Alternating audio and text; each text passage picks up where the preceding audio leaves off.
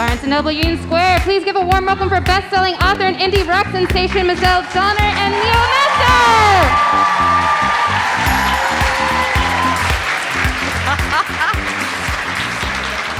Thank you, Harry, for finding that. Hello, New York, and hello, everyone who's joined us virtually from around the country. We are so happy to be here with Michelle Zauner. Michelle was very kind and did pour it over early in its infancy as we were learning how to podcast. That was a treat. She was a very good sport about it. All right, so here's the fun part. I haven't seen you since November of 21. Wow. The last time I saw you, you had just gotten 2 Grammy nominations. That was that morning. That was that morning. Oh. It was that morning. And I remember thinking, oh, wait a minute. There seems to be a wave coming. And it wasn't just the Grammy nominations. It was just, I kept hearing your name and hearing your name and hearing your name. And not just from folks who'd seen the original piece in The New Yorker, right? How many of you saw Crying in H MART in The New Yorker first? Right? So a lot of your moms and dads saw it in The New Yorker first, and that blew their minds. I got a lot of phone calls from elderly aunts and uncles who were like, who is this girl?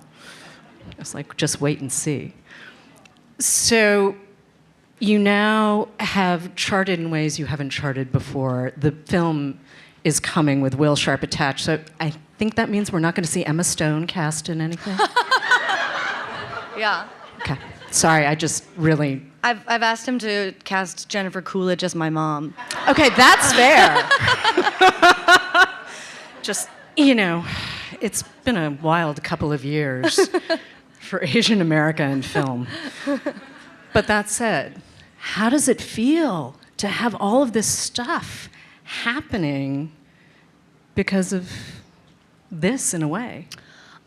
It's really wonderful. It was like pretty stressy there for a minute. Last year was definitely tough, just kind of running to catch up with the train. But now, you know, it's gifted me with this sort of new confidence that I'm not crazy and that I have something to offer that someone might be interested in. And yeah, it's a really wonderful gift to get to have this sort of new confidence in what I take on creatively.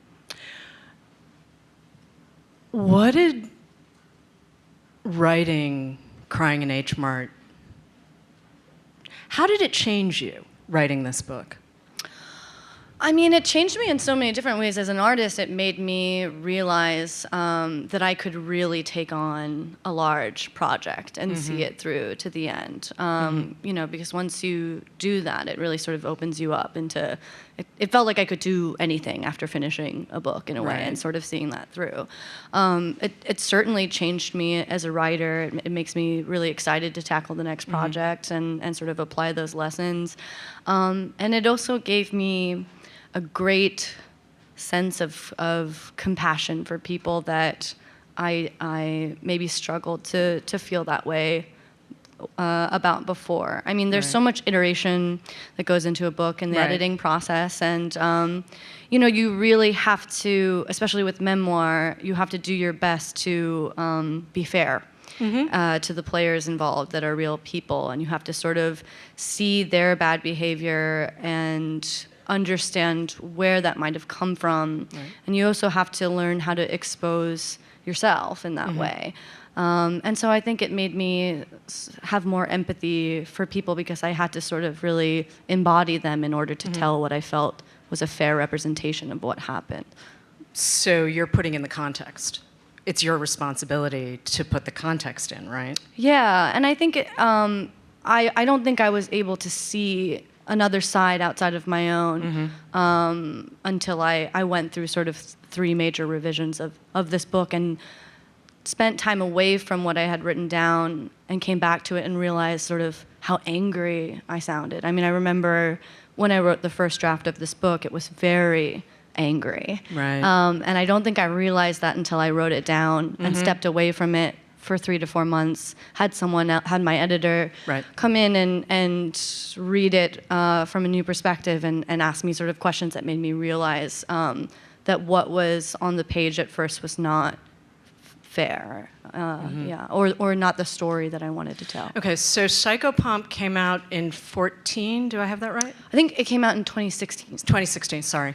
All right, so Psychopomp comes out in 16. When did you start writing the essay that becomes Crying in H Mart? I think in late 2015. Okay, so you're almost writing simultaneously then. You're writing the album concurrently with the memoir, or I think separately? I was working on mixing that album while I was writing this essay. And I think it came after writing Psychopomp because I had this new feeling that that wasn't enough for me creatively. I didn't have the space to really get out everything I felt like had happened. There was still a lot of stuff that I sort of needed to sort through, and I needed to look at a new medium to do that. How does writing music influence writing memoir and vice versa for you? There are a lot of folks both online and in the audience who've asked that question, so I'm going to throw it out. Sorry, there are like 10 of you, so I'm not going to read all of your names.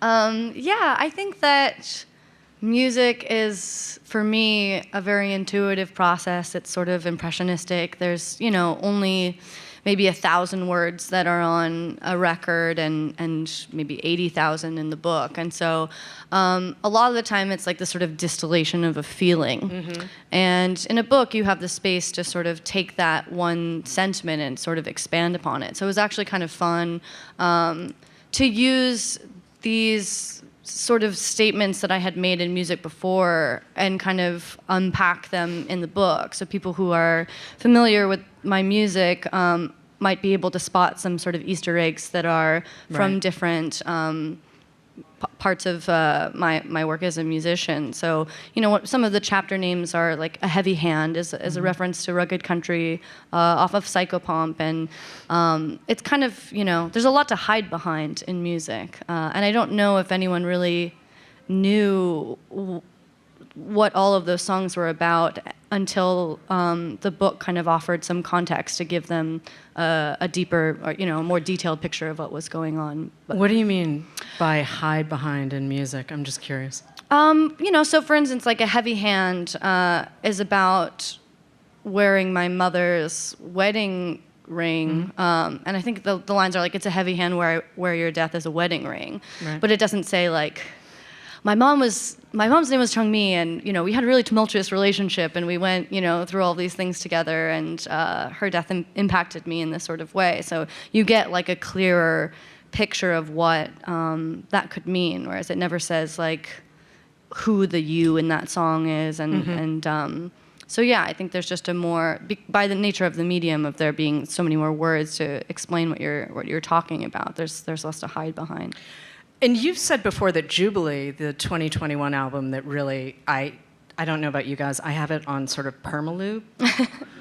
I can't, I love this album so much. But you've said more than once that album was driven by a desire to capture real joy. And I love that idea, especially when you hold it next to Crying in H Mart. I mean, I feel like I know more of you than I probably do, Probably should. You musicians, you put a lot out into the world. But for you as an artist, I mean, obviously you need both to create, right? But do you have a preference? Would you rather chase joy, or would you just rather sit with the thing that's real? I mean, I think at the time, that was what I wanted to express, I mean, I think that, now I don't need to make another album about joy, or I need to, I'm tired of being happy. So I definitely think that my next project will like explore a different sentiment. I mean, I think that you just, you want to do something different, and you want to do something surprising. And at the time I felt like I was just like grief girl and wanted to, be, a layered, nuanced person. And that was something that I felt like, not only me as an artist, but, indie sad girl canon could use, I think, too, that we don't have conversations about grief. and none of us knows really how to process. I mean, there's sort of this idea, well, I had this idea actually when my mother died, that if I could just make lists of things to do and kept doing them, like, it would be fine. Yeah. It doesn't really work that way, but I had to sort of lead with my chin in order to find that out. And I feel like you walked all of us sort of through that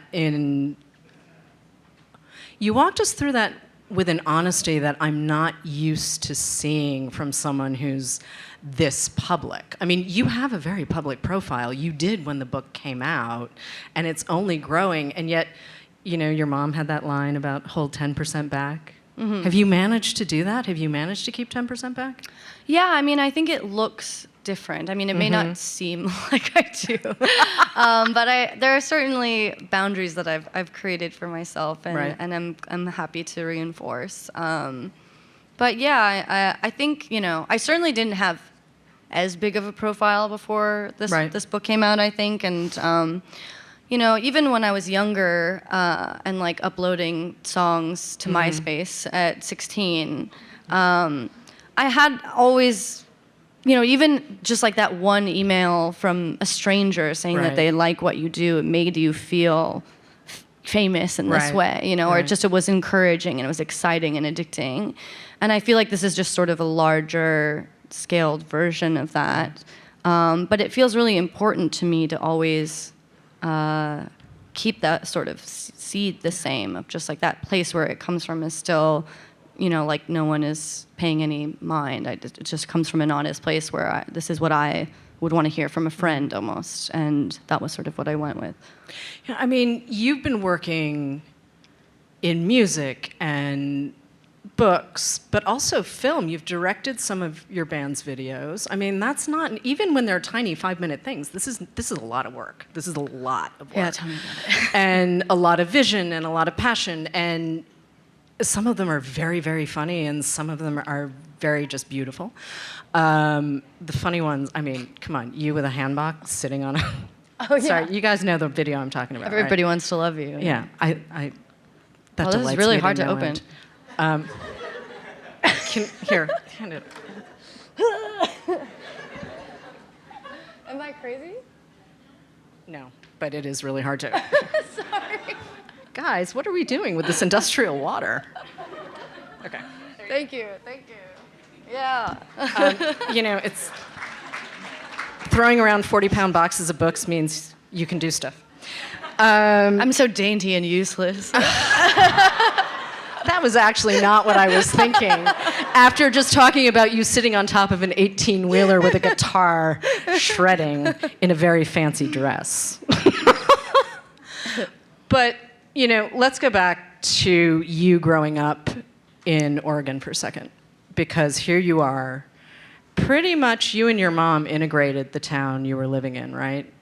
And you didn't have H Mart. You did have a Sunrise Mart, but that's better than nothing. Yeah. So better than nothing.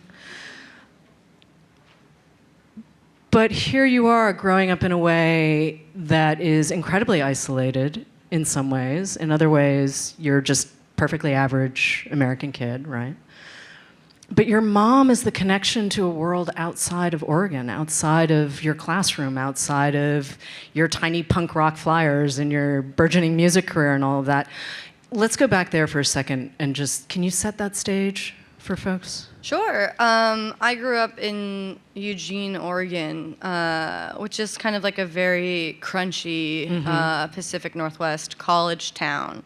And then around like elementary school, my parents moved sort of outside of town in the woods. So there weren't I didn't have any neighbors, or I like couldn't ride my bike to like a convenience store or park or anything. So I was kind of like out there on my own, and being an only child, I was very close to my mom, maybe too close. And I think that you know, every other summer we would go to Seoul, and it was a really wonderful experience, not only to be a part of her family and that culture, but you know, I think I realized it was a really privileged upbringing to get to travel at such a young age, and to go to a country where you don't understand the language, everything is very different. And also, it's so urban. Like, it's a huge city. Seoul is a huge city. So to come from like such a small town in Eugene, that was sort of like my first exposure to living in a city and taking a subway and being able to walk everywhere and live in an apartment. So it was a really big part of my childhood to like get to sort of see a version of that was so much bigger than my small world in the Pacific Northwest. And your mom is kind of complicated. I mean, you've said this before, and it's something that as I'm reading the book the first time, my head is, oh my God.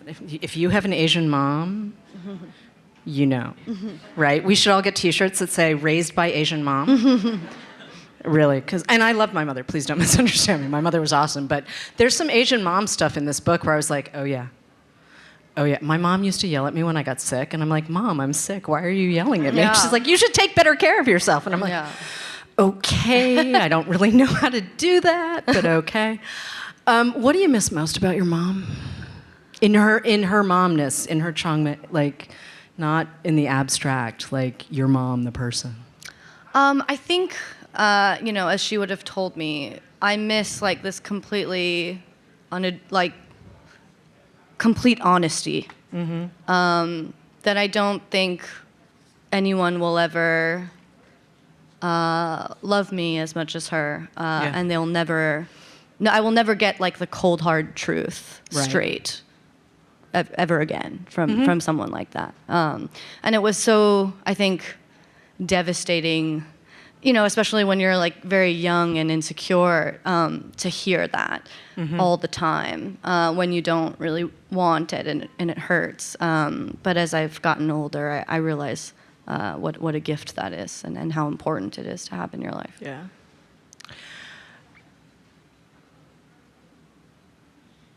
When you think about the film version of Crying in H Mart, which is coming at some point, what do you think of when it comes to your mom? Like, what does that feel like to see your life on screen and your mom's life? Like, how are you feeling about that? I'm horrified. I think that like the point of entry for movies is like so, any like stupid person can watch a movie. Whereas like, with a book you have like some protection of like who, is gonna take the time with you. So I'm not really like looking forward to that element of it, and I'm doing my best in the adaptation to sort of like protect myself from that. And it's also so difficult because it's such a collaborative, creative, such a huge collaborative project that could go wrong in so many different ways. Whereas, this is such a like cozy, like, two-person sort of journey, that you get to like. So yeah, I mean, it's awful in so many ways, and it's exciting in many ways. I mean, it's just very, very different so far from the. And I've just gotten to like sort of a rough patch, so I'm like in a pretty negative place with it right now. Oh no. But yeah, I mean, with the book, you have an extremely thoughtful editor. My editor Jordan is here, and they in publishing they write you these like really long, beautiful letters where like for 5 pages they're just telling you how beautiful and vulnerable you are, and then but maybe you could try this, like really intelligent, thoughtful interpretation and suggestion.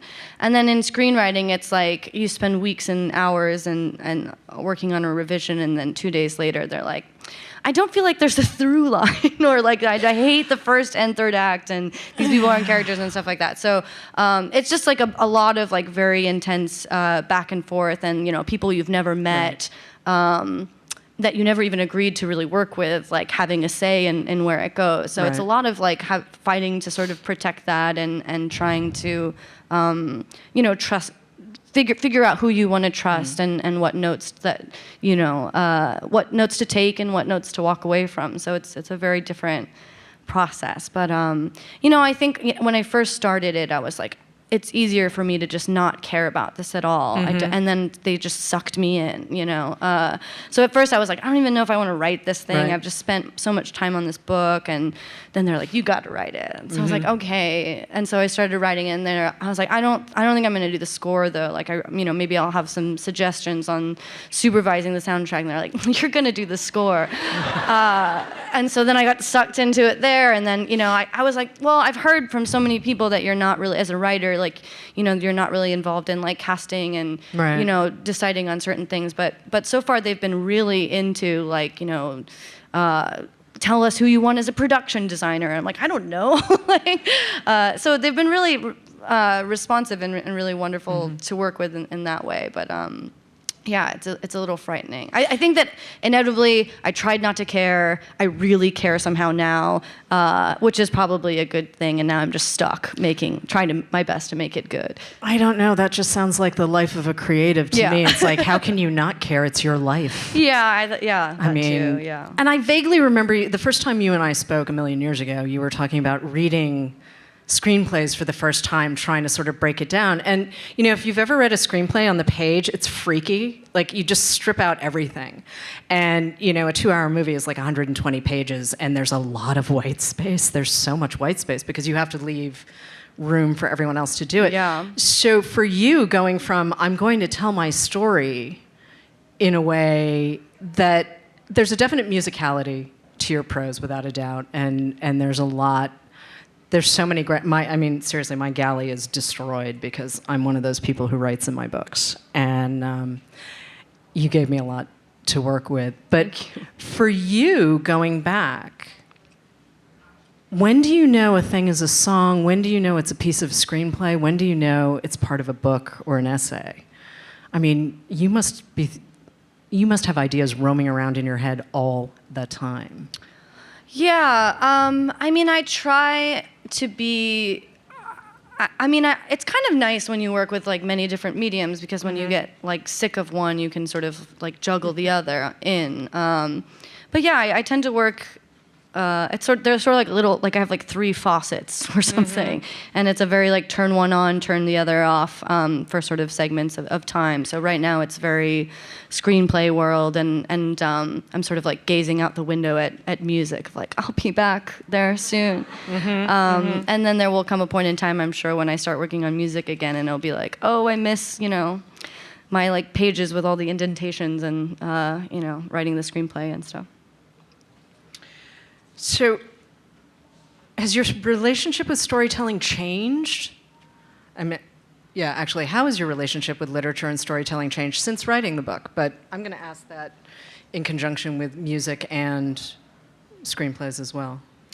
Yeah, I think I'm in this interesting place with music now where I never knew too much about music theory, and I feel like after touring professionally for so long and getting to work with so many really talented people who are much better at music than you are, it makes you want to do better. And so a new thing for me has been sort of taking some more music theory lessons and more guitar lessons. And I think part of Imposter Syndrome is also reckoning with the fact that you are a kind of imposter, and that you have to sort of put in the work to feel okay being with where you're at. And so I feel like I've gotten to that place in music where I feel better if I put in work in that way and take sort of lessons to make me feel better about my place in it. And so it's been really fun to kind of take those tricks with me and into music, because I never had them before. I never knew about like I never would have started a song being like, okay, I've never written a song in like F sharp or like whatever. Like I'm gonna, go out and write it that way. Usually it would just be me playing a few chords. So I have like more intent and sort of technical aspects of songwriting than I ever did before. And yeah, with writing a book,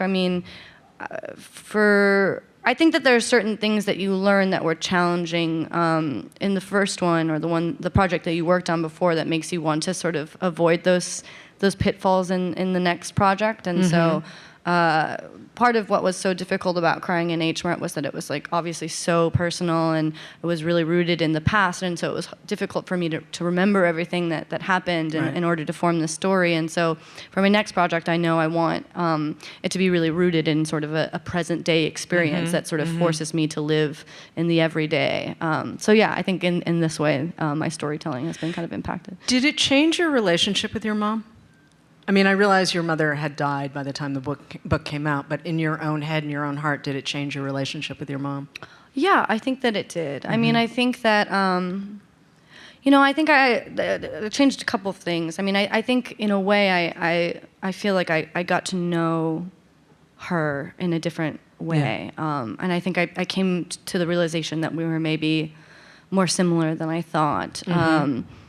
And yeah, I think it forced me to kind of see her as her own person more, and not just this person that was like attached to me, that was my mother, that she was just, her as a human being. I think I realized a lot of, maybe I just empathized with her more, and I realized like there was a lot of stuff that she hid from me. I mean, one thing that I remember, like my aunt saying a lot was like, oh, well, she was just so homesick. She was so homesick all the time.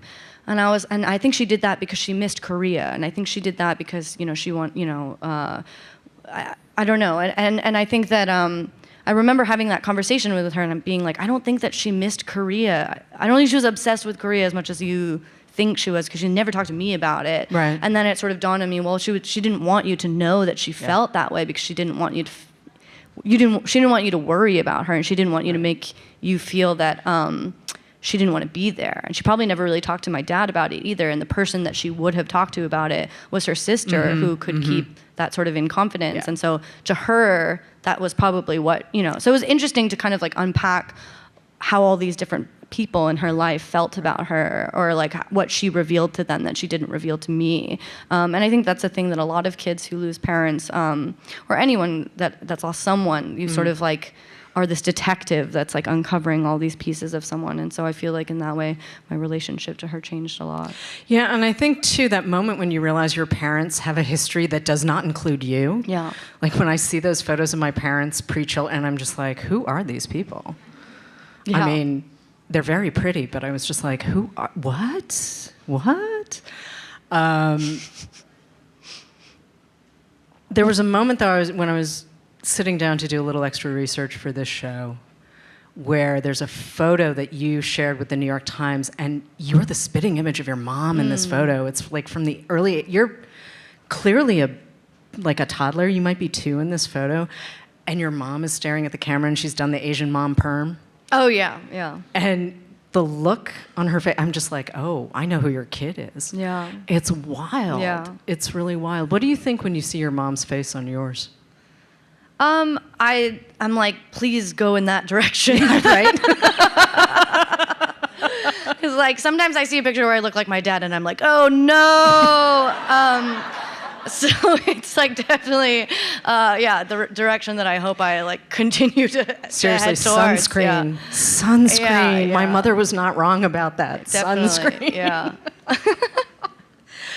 Has anything really surprised you about people's response to the book? I mean, there's been a lot of conversation about Asian America in the last few years. There's been a lot of conversation about what it means to be biracial and how we identify. I mean, what are you thinking about all of it? I mostly am just really relieved that I wasn't like canceled by something in this book. Like, I think that like, I would try not to think much about it up until like it was sort of too late and I had sent the final draft in, and then you have like the 9 months before it comes out where you're just like, what is going to get me canceled in this book? And so I was just so relieved that there was nothing really damaging in there that I like accidentally. I mean, I mostly I was really worried in particular about how the Asian American community would respond, Okay. Because it's hard to know what is just your family's like weird idiosyncratic stuff and what is actually an Asian American like shared quality. And I think that I'm still sort of learning and uncovering parts of that. And I was certainly very nervous about like perpetuating a sort of tiger mom stereotype, or there were certain, you know, pitfalls of that, of certain stereotypes that I felt like I might be accidentally perpetuating, and the only way that I could sort of feel better about it was just, you know, I mean, how could it be? I mean, it's your truth, you know. And in my mind, you know, I mean, it's as detailed of a portrait as I could have made of my mom and all of her flaws and all of her great, beautiful qualities. And I think that that's what we sort of want out of representation is like, yeah, there is some stuff that like feeds into a stereotype in the same way that like, you know, people from like the South have like good manners or whatever, or like are gregarious, and you know, there's that, but there's also layers to it, and there's also things that you know, surprise you that don't fit in, you know. Right. And that was like what I think was so beautiful. It was like every time I thought my mom was gonna really kick me when I was down, she would kind of make a quick turn and surprise me. Like I remember when she came to my like dilapidated, disgusting apartment in Philadelphia, and I was like, I'm just gonna get like ripped a new one when she comes in here, and she just didn't say a thing. Right. You know, she just like kind of like pushed her sleeves up, made the Calbee, like left me like the food, and I was like, what just happened? So yeah, I mean, I think that it's important to, you know, if you hopefully like showcase all of that, then you're not doing that. But that was a major fear that I had, certainly. Yeah, and I think, you know, your mom makes it really clear throughout her life that she sees you as an American, regardless of how anyone else sees you, you know, hyphenate, non-hyphenate.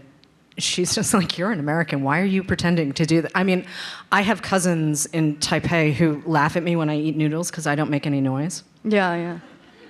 Sorry, I just like, I can't do it. I've tried and I can't do it. And they laugh. They're just like, what is wrong with you? And I'm like, American? Yeah. I mean, but you have this beautiful line sort of towards the end of the book. Oh no, actually it might be early on, where you're talking about how do I even know if I'm Korean anymore, because I can't call my mom and ask what kind of seaweed we used to buy. And having been the person trying to figure out which vinegar to buy in the Japanese market, and I can't read kanji to save my life, and there's no one to call, and it is the worst feeling in the world. But the poetry in that line, Thank you. that is so, But the grocery shopping's gotten easier, yeah? Yes. I mean, do you... I still don't know what brand of seaweed we used to buy. Yeah, no. honestly. I get that. But the idea of not being connected to your past and not being connected to who you were when your mom was alive. Yeah, I mean, I think it's still difficult. I mean, there are still people online that are like, you know, she's just riding the K-pop wave or like something. It's just like, what? And that's always like kind of, you know, there are like things that people say that are always kind of like hurtful of just like, am I just like obsessed with this thing that I like shouldn't be obsessed with or whatever? So I think it's always hard in a way. You really want to be accepted anywhere you go, but I think I have the tools to sort of navigate that a bit better than when I was younger, certainly. I mean... And I think it's also interesting because, you know, my mom, I remember having that conversation with my mom and being like, you don't know what it's like to be like the only Asian kid at my school. And she's like, but you're not Asian, you're American. Right. You know, I don't get it. But then years later, you know, her friend, she had this friend named Heidi that she met when my dad and her lived in Germany. And she said to me, you know, your mom was so worried about you. And I always told her, like, maybe if you like grew up in LA or something, then you had more sort of Asian friends and you got to like see more people that looked like you, that you wouldn't be having such a hard time. And that was the first time I ever learned that my mom knew that I sort of struggled with that and that she actually was worried. So maybe in her way, it was just her way of like trying to make it not a big deal. So it didn't worry me as much. But I mean, later on, I learned that she was very aware that I was struggling with that and that she was really concerned and also unsure of how to navigate that feeling. I had to teach my mother to stop using the word Oriental. Took a while, but it was totally worth it. Totally worth it. It just took a minute longer than maybe it needed to. I mean, that's the thing about moms, man. And a lot of folks, I will say, both with online questions and some of the questions we got as people were coming in today, a lot of it is, how do I navigate that space with a mom who, you know, deep down, we all know our moms love us. Like, deep down. It's just, sometimes you're looking at them and going, oh, you just said that. Yeah. Oh, you just said that to my face. Yeah. Is there advice you can give someone? I mean, I feel like you've sort of addressed that just with the book and all of the work that you do. I don't feel like there's a one-size-fits-all answer, but a lot of people are asking, so now I'm asking. Yeah. I answered this question like a couple weeks ago at college, and I was like, just become successful. It's like the only way to get them off your back, really.